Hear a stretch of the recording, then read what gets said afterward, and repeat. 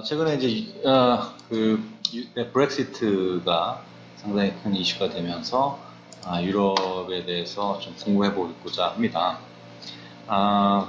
윈스턴 처칠이 이제 그 나치 정권이 무너졌을 때 내가 유럽 시민들에게 제안하고 싶은 게 하나 있다. 그게 바로 연합하자. 예, 그런 이제 얘기를 했었는데 바로 그 영국이 유로존을 이제 떠나게 되죠. 근데 우리가 뭐 EU, 유로존, 뭐 여러 가지 이제 단어들을 쓰는데 이런 것들이 좀 정리가 한번 돼야 될 것 같습니다. 그래서 한번 정리를 해볼게요. 먼저 이제 그 유럽 통합의 과정은 아시다시피 이제 2차 대전 이후에 미국과 소련 틈에서 이제 유럽이 상당히 불안했었죠. 그래서 뭉치자, 약간 이제 윈스턴 처치 얘기했듯이 한번 뭉치자 그랬었는데 그때 이제 프랑스, 독일, 이태리 6개국이 등에 이제 6개국이 로마에서 조약을 맺습니다. 그러면서 우리가 하나가 되자 이렇게 조약을 맺고 그리고 나서 한 40년이 흐르면서 현재 이제 12개국이 유럽 경제와 전체 정치 연맹을 수립을 마스트리흐트에서 하지요. 그래서 마스트리흐트 조약이라고 중요한 또 한 큰 포인트가 하나 있었고요. 2008년도에는 이제 서유럽, 중유럽, 북유럽에서 총 27개국이 참여하고 있는 상황입니다.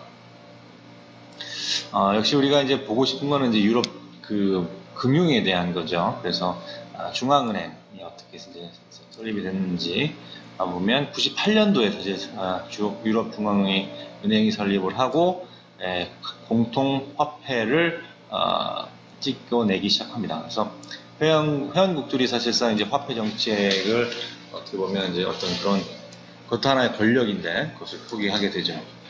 그리고 99년도에 정식으로 유로를 유통하게 됩니다. 이제 사실 이게 이제 가장 그 달러를 견제해보고자 하는 그런 의지가 강했었던 것 같고요. 그렇게 해서 달러에 이제 대적을 하게 된 유로가 사실 월드워 2 제2차 세계대전 때에 어떻게 보면 그 유럽을 동지로서 도와줬던 미국과 적이 되는 그런 상황이 됐습니다. 어쨌든 금융시장에서는 적입니다. 그래서 98년도에 EU가 이제 GDP의 이제 30%를 차지하게 되죠. 그래서 사실상 이제 이렇게 EU가 되는 어떤 그 EU가 굉장히 그 목적을 달성하게 되는데요. 그러다 보니까 이제 유럽 시장에서는 달러보다는 유로가 더 통용이 되면서 달러에 대한 금융에 대한 패권을 미국에서 다시 한번 유럽으로 가져오게 됩니다.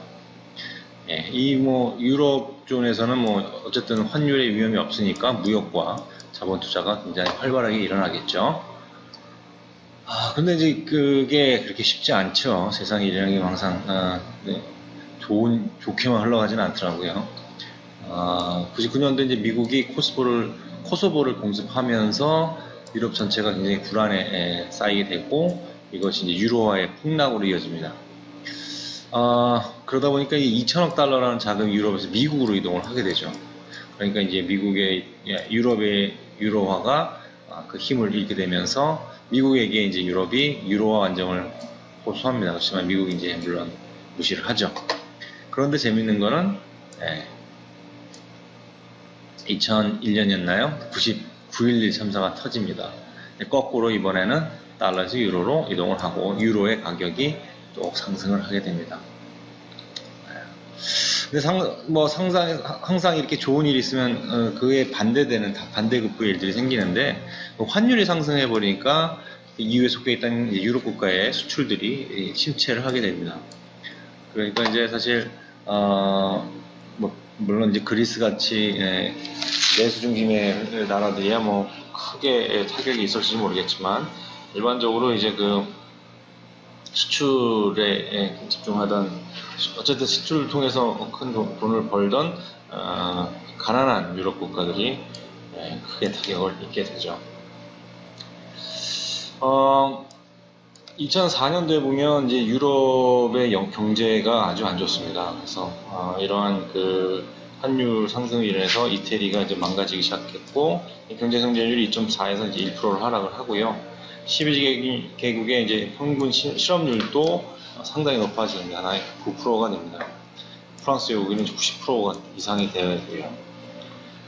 이러다 보니까 이제 2005년도에 유럽 대통령을 뽑고 하나의 나라가 되자라고 했던 그 유럽 헌법 조합, 유로 컨스티튜셔널 트리티를 프랑스에서 국민 투표로 거부를 합니다.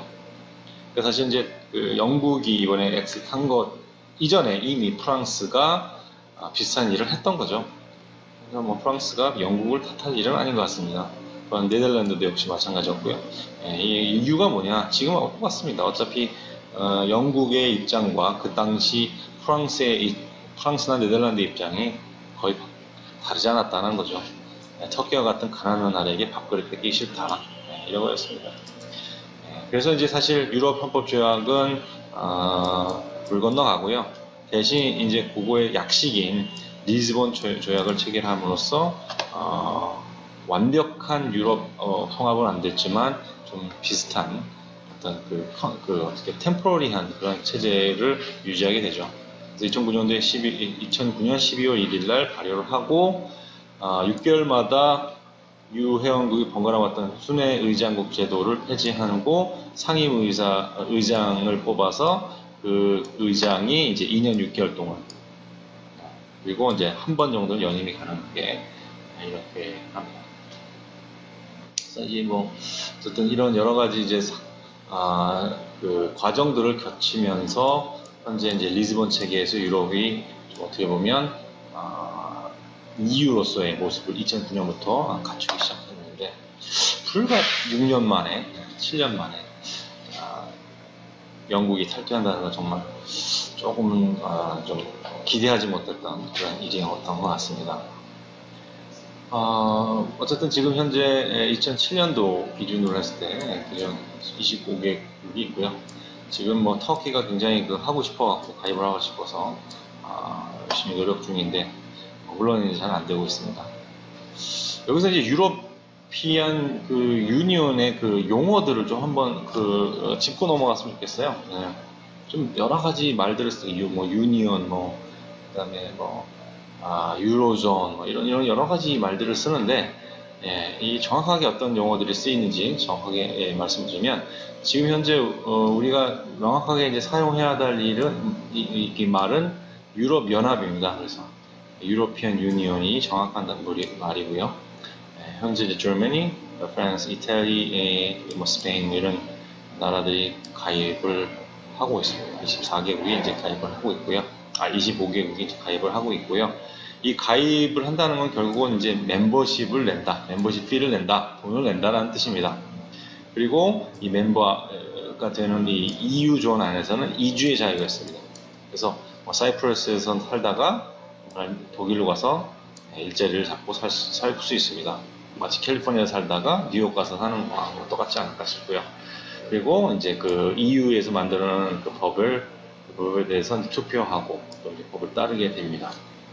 근데 재밌는 거는 이제 유로피안 에코노믹 에리아라는 또 용어가 있습니다. 이거는 EU는 아니에요. EU가 아닌데 EEA라고 해서 여기는 멤버십 피는 냅니다. 그리고 이주의 자유, 그러니까 결국은 여기에 이제 속해 있던 아이슬란드, 노르웨이, 이 나라는 내가 잘 모르는데 하여튼 이 나라들과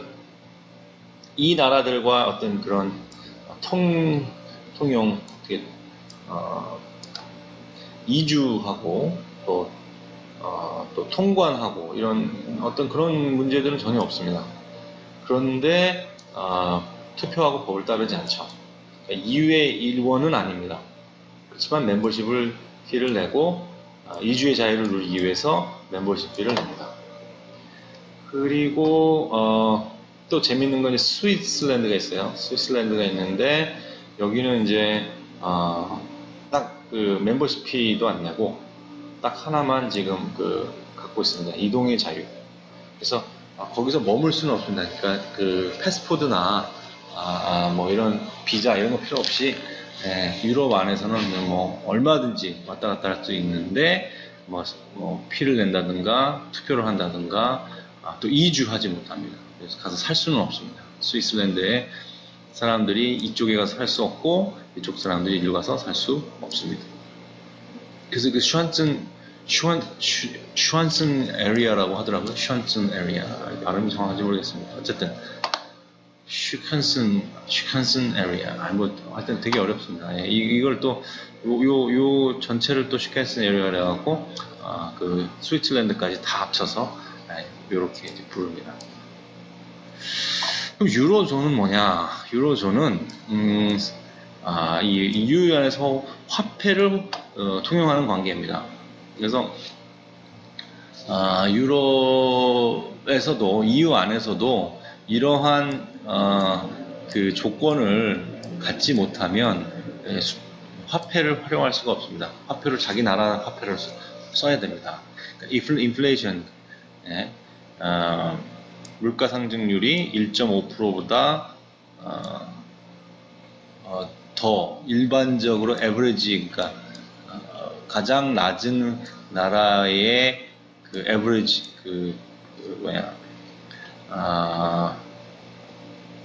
평균보다 1.5배 높으면 안 되고요. 그리고 GDP 레이쇼에 가지고 있는 국가 채무가 60%를 넘어서는 안 됩니다. GDP 대비해서 60%가 넘어서는 안 되고, 근데 빚이 너무 많으면 안 된다는 거죠. 그리고 정부도 가지고 있는 빚이 3% 이상이면 안 됩니다. 뭐 이런 하여튼 그 조건을 가져야만 유로 화폐를 찍고 또 통용할 수 있는 그런 조건이 자격이 주어집니다. 그런데 이제 재밌는 거는 이 안에서도 유로존이지만 모국 화폐를 이제 고집하는 나라가 있죠. 예. 그게 바로 이제 영국, 그다음에 뭐 덴마크 뭐 이런 나라들입니다. 스웨덴 뭐 이런 나라고요.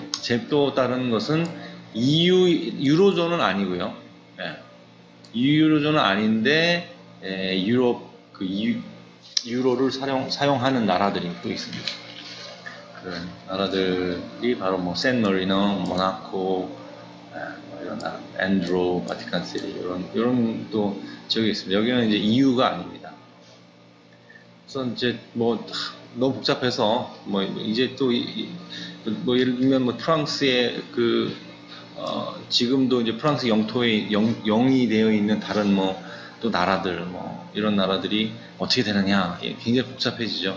그래서 그런 건 제가 이번에는 그냥 넘어가도록 하겠습니다. 이렇게 용어들이 사용된다. 그래서 어쨌든 그 브렉시트이 이제 일어나면서 2조 정도의 돈이 날라갔습니다. 시장에서 시가총액이 2조가 이제 없어졌고요. 뭐 그렇습니다. 51.9%로 떠나기로 했고요. 그러고 나서 주가가 좀 많이 떨어졌다가 다시 좀 회복을 했습니다.